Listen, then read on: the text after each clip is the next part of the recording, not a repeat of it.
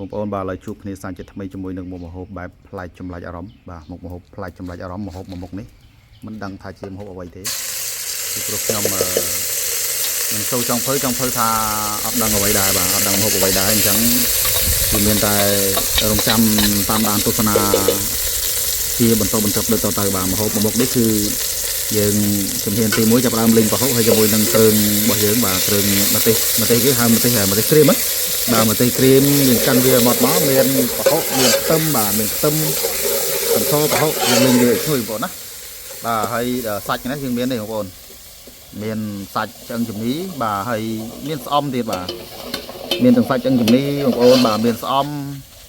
បាទហើយមានត្រយងចេកបាទហើយមានអដែងដែរនេះគេហៅ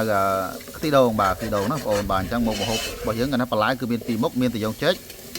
បាទហើយនឹងស្អំបងប្អូននឹងស្អំបាទនឹងស្អំបងប្អូនឥឡូវបន្ទាប់ពីយើងលីងគ្រឿងរបស់យើងឲ្យរៀងខ្លោចរៀងឈ្ងុយឥឡូវយើងដាក់ខ្លាញ់ច្រឡំដាក់ខ្លាញ់បាទដាក់សាច់របស់យើងដើម្បីលីងជាមួយនឹងគ្រឿងរបស់យើងណាបងប្អូនបាទអញ្ចឹងយើងដាក់សាច់ចូលក្នុងឆ្នាំងហើយក៏ចាប់ផ្ដើមលីង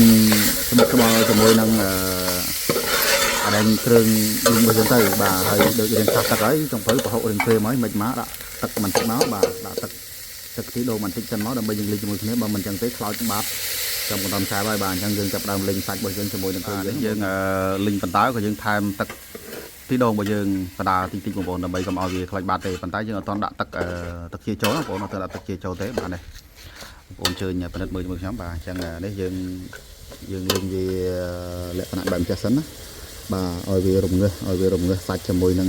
វាចូលជាតិគ្នាជាមួយប្រហុកជាមួយគ្រឿងរបស់យើងជាមួយនឹងនេះគេហៅគ្រឿងច្រាំរបស់យើងបាទឲ្យវាចូលគ្នាឲ្យខុសទឹកព្រៃសិនចាំយើងដាក់ទឹកចូលបាទចាំដាក់ទឹកជាចូលអញ្ចឹងឥឡូវយើងរងាស់វាចោលសិនបងប្អូនហ្នឹងជំនួស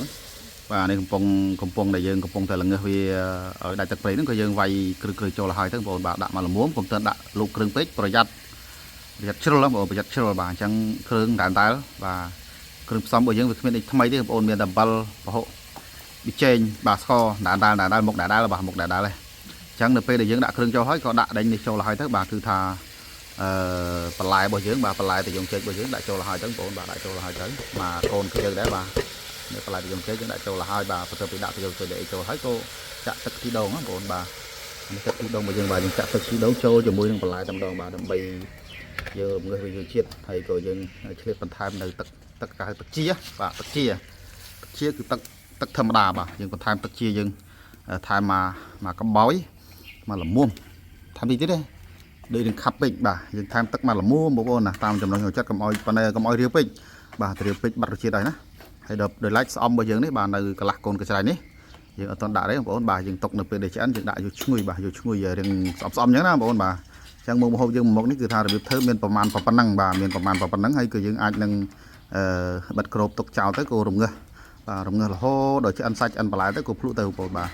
ខ្វះស្ករឬថាខ្វះអីអាហ្នឹងតាមចំណង់ចិត្តណាថែមទៅបាទអញ្ចឹងប៉ុណ្ណឹងបាទចាំមើលឆ្អិនចាំបង្ហាញហើយបងប្អូនបាទឆ្អិនហើយបាទគឺថាបន្លែជាមួយនឹងសាច់របស់យើងក៏ផុយចាប់ជាតិគ្នាល្អហើយអញ្ចឹងយើងចាប់ផ្ដើមដាក់បន្លែចុងក្រោយចូលបងប្អូនបាទនេះអានេះគេហៅបន្លែជំនួយបាទបន្លែជំនួយជួយបងជួយបាទជួយបងប្អូនជួយគឺស្អមនឹងតែម្ដងបាទអញ្ចឹងយើងចាប់ផ្ដើមដាក់បន្លែចូលហើយច្បាច់ក្រូចមាវរបស់យើងបាទដើម្បីយកជាតិជូរបន្តិចបងប្អូនបាទហើយបន្ទាប់មកក៏យើងកូរទៅភ្លក់មើលបើថាទំនួងក៏ឆ្ងាញ់ហើយមែនណា